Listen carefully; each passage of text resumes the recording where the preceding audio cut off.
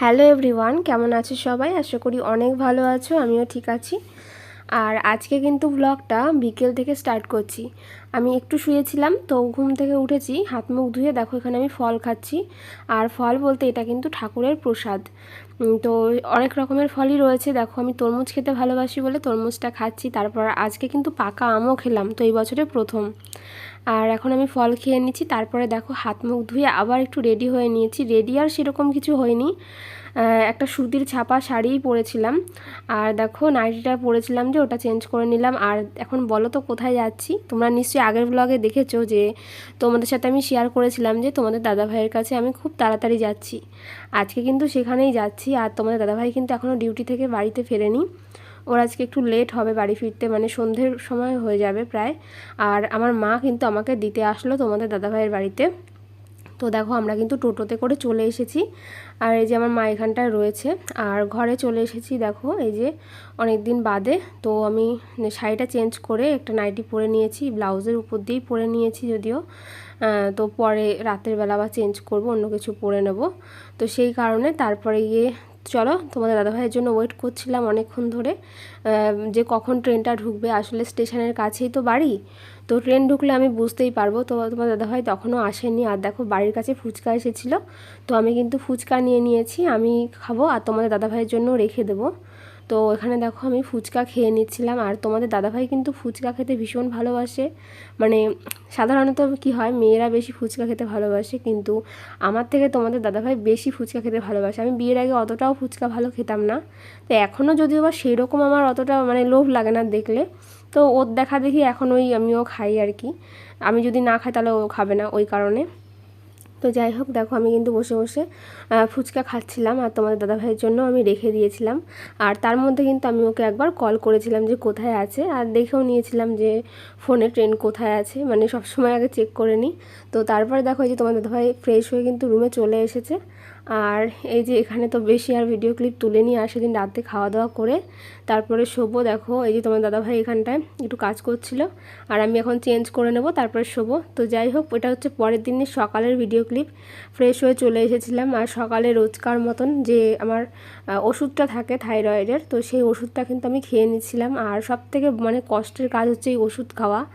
তো তারপরে কিন্তু তোমাদের দাদাভাই আজকে ডিউটি চলে গেল, মানে আজকেও ডিউটি আছে। তো আর আমি কিন্তু সকালবেলা দেখো আজকে খেয়েছিলাম হচ্ছে রুটি। আর তোমরা জানো যে স্বাদের অনুষ্ঠান রয়েছে সামনে, আর সেই কারণেই কিন্তু আমি তোমাদের দাদাভাইয়ের বাড়িতে এসেছি। আগামীকাল হচ্ছে স্বাদ, তোমাদেরকে বলে দিলাম। তো এই মাসেই আগামীকাল হচ্ছে স্বাদ। আর আজকে দেখো বাড়ির মধ্যে কিন্তু প্যান্ডেল করাও শুরু হয়ে গেছে। এই যে তোমরা দেখতে পাচ্ছ ওখানে কাজ চলছে, আর আজকেই ওরা কিন্তু কমপ্লিট করবে। আর আজকে মানে সারাদিনের ব্লগটা দেখতে থাকো, অবশ্যই তোমাদের ভালো লাগবে। তারপরে কিন্তু আমি দেখো স্নান করব, তার আগে কিন্তু করে নিয়েছিলাম একটু মেহেন্দি। তো বন্ধুরা, মেহেন্দির ডিজাইনটা কেমন লাগছে অবশ্যই বলো। দেখো আমি একা একাই করছি, তো এখানে আমাকে কে করে দেবে, আর কেউ মানে অতটা ভালো পারেও না মেহেন্দি করতে। তো আমি যেটুকু পারলাম নিজে নিজে সেইটুকুই করলাম। তোমরা দেখো যে কেমন লাগছে বলো অবশ্যই। তারপরে মেহেন্দি করে হাতটা ধুয়ে এসেছিলাম। আর ঘরটা সকালে ঝাড় দিয়েছি, যদিও আবার একটু ঝাড় দিয়ে নিচ্ছি যেহেতু আমি স্নান করব। আর একটু মানে নোংরা নোংরাও হয়ে রয়েছিল ওই কারণে। তো তারপরে দেখো একটু কাজ ছিল আমার। কাজ ছিল বলতে এই দেখো, এই যে একটা কম্বল আছে না, এটা সেই বিয়ের সময় যে আমাদের বাড়ি থেকে দেওয়া হয়েছিল সেই কম্বলটা। তো এইটা তোমাদের দাদাভাই গায়ে দিত। এখন যেহেতু অনেকটাই গরম, এই সময়টা আর প্রয়োজন পড়ে না। তো আমাকে বলেছে যে এগুলো একটু তুলে দিতে।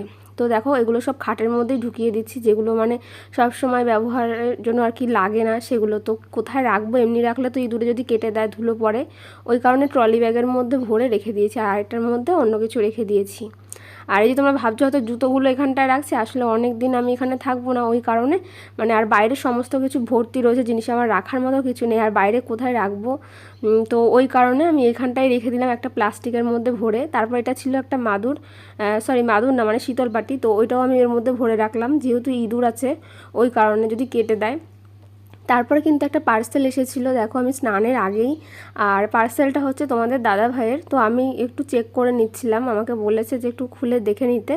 তো একটা কিটো এসছে ওর, তো আবার এসে দেখে নেবে। তারপরে দেখো দেখো মেহেন্দির যে আমি করেছিলাম সেটাও এখন কিন্তু অতটা কালার নয়, তবে একদিন বাদে কিন্তু কালারটা ভালো আসে। আর খাটের মধ্যে তোমরা দেখতে পাচ্ছ বিছানার চাদর, এগুলো সমস্ত কিছু আমি কেচে দিয়েছি। আর আমি নিজেও কিন্তু স্নান করে চলে আসলাম দেখো তোমাদের সামনে। আজকে আমি করে নিয়েছি একটু শ্যাম্পু, আর চুলগুলো সমস্ত চুল পুরো ভেজা রয়েছে। আর দেখো এখন আমি বিছানার চাদরটা পেতে নেব, নতুন একটা বিছানার চাদর। তবে এইখানে না আমার ভিডিও করতে এখন খুবই সমস্যা হয়, আসলে ধরে দেওয়ার মতো কেউ নেই। আর স্ট্যান্ডটা তো আমার ওই বাড়িতে রয়েছে, যেহেতু ওখানটায় রয়েছি আমি, ওই কারণে। আর দেখো বিছানার বেড কভার কিন্তু আমি চেঞ্জ করে দিয়েছি, শুধু বালিশগুলো আমার এখনও চেঞ্জ করা হয়নি। তো ওইগুলো ও কোথায় রেখেছে বালিশের কভার আমি খুঁজে পাচ্ছি না। তো ও আসলে আজকে ডিউটি থেকে তারপর তোমাদেরকে দেখাবো। আর চলো এখানে দেখো অনেকটা প্যান্ডেল কিন্তু কমপ্লিট হতে চলেছে, এখন কিন্তু বিকেলবেলা। আর তোমার দাদাভাইও কিন্তু আসছে বাড়িতে, মানে ডিউটি হয়ে গেছে। আর এখানে দেখো চেয়ার টেবিল সমস্ত কিছু মোটামুটি অনেক কিছুই দিয়ে গেছে। আর যেহেতু বাড়িতে প্যান্ডেল হচ্ছে এখন, আর আজকে কিন্তু তারা কমপ্লিট করে দেবে কাজ। তো যেখানে সাজানোর জায়গাটা, ওই জায়গাটাও দেখো মোটামুটি কমপ্লিট। আর এই ভিডিও ক্লিপটা কিন্তু আমি আর তোমাদের দাদাভাই মিলে রাতের বেলা তুলেছি। আর এই জায়গাটা না অন্ধকার ছিল, ওই ফোনের ফ্ল্যাশ জ্বালিয়ে যেটুকু তোলা যায়। তো দেখো এই জায়গার ডেকোরেশনটা কেমন লাগছে অবশ্যই কিন্তু কমেন্ট করে জানাবে। তো আর একটা জিনিস দেখো, এখানে রেড আর গ্রিন কালারের যে কম্বিনেশন রয়েছে, আমরাও কিন্তু এইরকম কালারেরই শাড়ি পরবো, তোমার দাদাভাই পাঞ্জাবি পরবে।